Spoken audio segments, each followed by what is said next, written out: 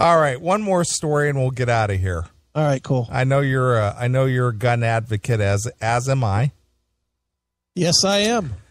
We hear so often these stories, and it happens so often, and it's in the news. Right. How children get a hold of these loaded guns and end up killing somebody. Sure. I mean, and we're talking, 2, 3, 4-year-olds, right, picking up a loaded gun and then aiming it and shooting somebody and killing them. They're their parents or their brother or their sister, or whatever the case may be. Sure.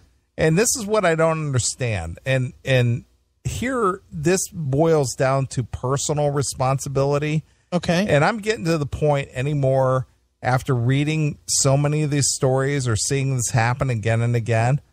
Yeah. It's not the fucking gun. It's the gun owner. That's right. That gun could be in a drawer, and if nobody opened that drawer and touched that gun would remain in that drawer, and nothing would ever happen. Guess what? It doesn't even have to be locked up. True. No matter where it is, until somebody touches it, it's safe. Sure. It's safer than a fucking cabinet drawer. Right. Because a cabinet thing might poke your eye out or fucking cut your head. Right. A gun sitting on a table, never going to hurt you. Right. Never. Are guns dangerous? Yeah, of course they are if they're mishandled. Yeah, no, the people are dangerous. Yeah, it's the people. The people are dangerous. Sure. Well, this week, Divine Shambliss, 31. White woman, right? Huh? White woman? No, black. What? Yeah. Name like Divine Shambliss? A Divine Shambliss. Oh, I would have never seen that as a black woman. No, it's a man, actually. That's a man? It's a man. Named Divine? Divine. Jesus Christ, dude. A lot of ways to get AIDS from that guy. Sure. Is he in the middle of a Caitlyn Jenner? Well, Divine is no longer among the living. Oh, well, sucks to be Divine. It does. Divine Shambliss, 31, was napping. All right. When his son found his gun. Yeah. Where did he find it? In his crib? Worse? Was napping when his son found his gun and accidentally killed him. What, do you find under his pillow or something? Well, that's funny you should say that. You may have read this story. I haven't. A young father was found shot to death in an apartment outside of Birmingham, Alabama. Okay. And if that weren't terrible enough, it appeared that his 2-year-old son pulled the trigger. Okay. 2 years old. Wow. Divine Shambliss, 31, was watching his son while the boy's mother was at work. Okay. At about 3 p.m., the mom arrived at the apartment where she lives with her son. Yeah. Which just goes back to the whole stereotypical setup that baby daddy. Yeah, so the son rides in the passenger seat. No, they're probably not married. Yeah, I got it. Yeah, and she's got the child, and he lives elsewhere, and right, sticking it to another broad. Right, whatever. Was exactly right. She lives with her son and the couple's daughter. So he banged out 2 with this woman, but he probably's never married her. Fuck this bitch. Right. Go get your food stamps. Who was at school, she found Shambliss unresponsive. Okay. I hurt my dad, the little boy told his mom after she discovered his father and called police. Yeah. First responders who made it to the apartment 10 minutes later found the man in bed with a single gunshot wound to the head and pronounced him dead. So this 2-year-old finds this guy's gun. Yeah. While he's sleeping. Right. Picks it up. Somehow gets the safety off, assuming there was a safety on. Right. And just shoots this guy in the head while he's sleeping, taking a nap. He wanted those baby carrots and he wasn't getting them. Apparently. He fucking took action. The coroner's office hasn't yet issued an official ruling confirming that the toddler accidentally murdered his dad. Stop.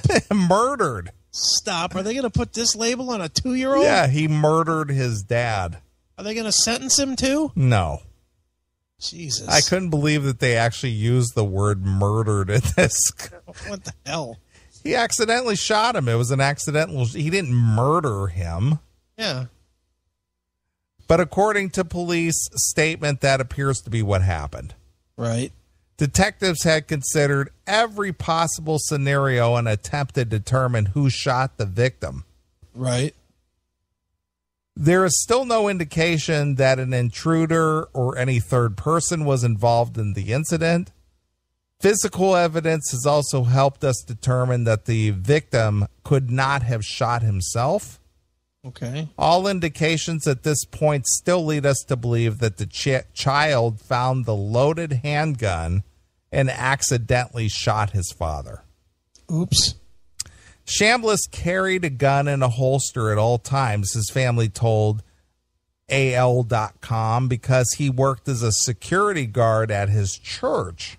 Oh my A security guard at a church. Is he protecting the pews? Holy cow. He always kept the safety on, they maintained.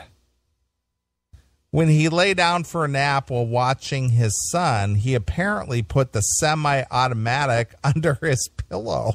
What a dumb shit. How about you put it up top of a closet? Yeah, just like what you just said. Did he find it under a pillow? Good Lord, what a dummy. And they believe that the boy found it and began playing with it. Jesus. The incident is heartbreaking reminder that a gun in a home is 22% more likely to be used in a homicide, a suicide, or accidental shooting. Yeah, than a place that doesn't have a gun. No shit. Than in self-defense. Oh, fuck off.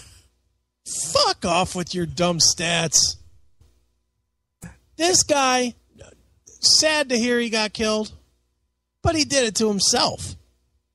You don't fucking, I'll give you a prime example, and I don't think I'm fucking great or bad or whatever. But when I know that I'm having a party at the house, you know what the first thing I do is? Put the guns away. And I unload them. Right.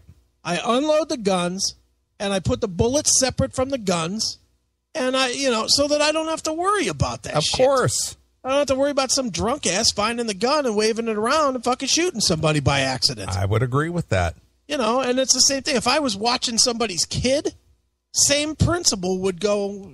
I might not unload them, but I would definitely put them up higher than that kid can ever reach or climb. Or put them in a closet, or put them out of reach, out of sight, out of mind, whatever. Yeah, lock it in something or something while I was watching the kid. Right. I would leave the guns where I have them now, where they're quick access. That's stupid. And this guy was stupid. I would agree. That's kind of why I brought this story to the table, is that it's not the guns. Oh. It's the irresponsible owners who put them within reach of somebody who shouldn't have access to them. That's right. And this guy was negligent, and he paid the ultimate ticket. Look at Nathan from Kentucky. Holy smokes. I can't even read that. I'm not going to read it either. I'm not reading that. So if you're not in the chat room, you're missing out. Or not. Right. I don't know that I want that in my memory. I agree. Jesus. Rude. Right. Rude. Rude. Okay. And though no national statistics are kept on the number of kids who accidentally fire a gun and injure or kill another child or an adult, sadly, this kind of horrific tragedy has happened before. Yeah. So we'll even though we have no numbers to make it sound bad, we'll still make it sound bad. Sure. Thanks. Just last week, a Georgia woman was mortally wounded when her 4-year-old son shot her in the head. Well, again with the fucking peas and carrots. Feed these kids. Right. It won't shoot you. Mother and son were sitting in her parked car when the boy found the gun and thought it was a toy and Where did he fired. find the gun? Well, let's hear it. In December of 2014, a 29-year-old Idaho mom shopping at Walmart with her 2-year-old son and 3 nieces was shot in the head when the toddler unzipped her handgun from a compartment in her purse and fired it. So it wasn't on her? No, it was in her purse. But the purse wasn't on her? No, it must have been like sitting like in the console or on the seat next to the kid or whatever. Another dummy. Yep. Another dummy that deserved to get it, what she got. Right. So again, owning a gun, having a gun, handling a gun, whatever the case may be, the gun is not the problem. It's the people who don't handle it properly. When somebody is this stupid, is it a tragedy? Well, this was kind of my point at the top of the subject. Yeah. After reading so many of these stories again and again and again, with the media being what it is and being, everybody is so connected with social media and we hear these stories a million times, I'm at the point where I have zero empathy anymore. For anybody. For a person who owns a gun. It's like when you own a gun, you have a certain responsibility to guard that gun and keep it out of the hands or out of the way of somebody who shouldn't have access to it. Right. That's how I look at it. Mm-hmm. Now, you and I have a mutual friend, and I know I told this story before. Sure. This mutual friend owns several handguns. Okay. He and his wife do not have any children. Okay, fair. He keeps the handgun in the top drawer of a bedstand. Okay. Okay, they don't have any children running around. It's just he and her living in this house. Sure. And she has a problem with the gun being in the house. She is an idiot. Again, it's just like, well, if that drawer never is opened and nobody touches that gun, right? What's the problem? Mm-hmm. Yeah. But he's told me that she has given him a lot of grief over the fact that he has a loaded gun in a drawer in the house. See, that's just ridiculous. It's like, what's going to happen? Yeah, until she's in the middle of a fucking home invasion ass raping. Right. And then she'll be happy that he had that gun right there to fucking blow his head off. Right, exactly. I keep one right next to me. Sure. I definitely keep one next to me. And to the point that, when both the boys were living at the house with me, we had a code word. We had a code word, and I would fucking yell out the code word, and they knew to fucking drop to the floor because I was going to shoot. It's like you got to prepare. I agree. You can't just have a gun and say, okay, well, now everything's good. I'm going to see what happens. Sure. You have to be prepared. You have to, if there's people in your house, you have to let them know that you will use it. Right. You have to have, some sort of way to identify yourself in the house, that is not obvious. You know what I mean? Listen, I've got no argument with that. You have to. And if you don't and something bad happens, well, that's on you for not being prepped. And you have to practice. To be really honest, you have to go out to the range every so often and just shoot the fucking thing. Sure. So that you get comfortable with it. So that if you do have to use it at some point, you're not fucking scared to pull that trigger. You know what it's going to do. You have to be a responsible gun owner. And that's all part of it. Well, I agree. And again, I feel bad for people who have suffered at the hands of a attack or whatever. It's, even an accident, if you will. Sure. But those accidents can be clearly avoided. Yep, easily. And it's gotten to the point now where I have zero empathy for that anymore. I really don't. It's just like, you know what? You allowed that to happen. Yeah. I'm sorry for your loss or whatever, but you allowed that to happen. Mm-hmm. You know, that's like, you know, at the museum, we keep a gun at the museum, you know, in case we ever need it. But it's never, ever, and I do mean never, left alone. Right. Ever. Either Ed has it or I have it or it is, you know, locked away. But it's never left anywhere. Sure. You know, because that's just fucking stupid. I agree.